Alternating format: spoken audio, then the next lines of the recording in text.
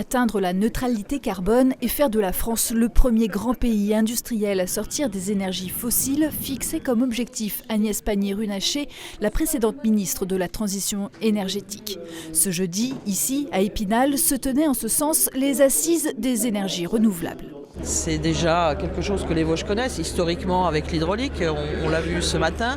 De manière plus récente, certains se sont assez largement engagés, que ce soit sur de la méthanisation, que ce soit sur de l'éolien, que ce soit sur de la géothermie également, et puis le photovoltaïque. Les Vosges se positionnent tout à fait correctement par rapport au niveau régional. Mais là, il faut absolument qu'on puisse accélérer, mais pas accélérer n'importe comment. La biomasse agricole avec... Un travail d'identification des zones d'accélération, d'implantation des énergies renouvelables sur le territoire est en cours. Un travail nécessaire, mais sera-t-il suffisant?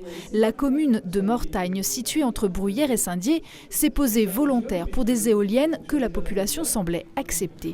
J'ai pas eu de chance, j'ai changé 3 fois de comité d'agglomération, de commune, et les services de l'État, c'est une grosse machine, c'est très lourd.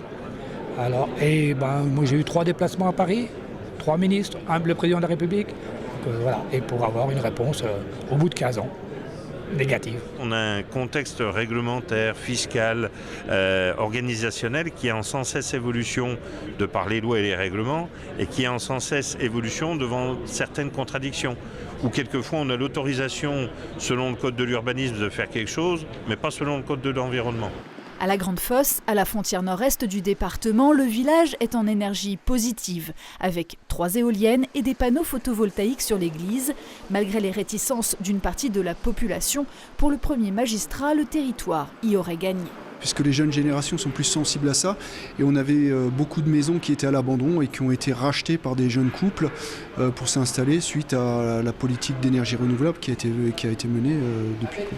L'État annonce des simplifications et des bonus tarifaires pour les porteurs de projets dans les zones d'accélération des ENR, soutien technique, conseil et aide financière à la clé.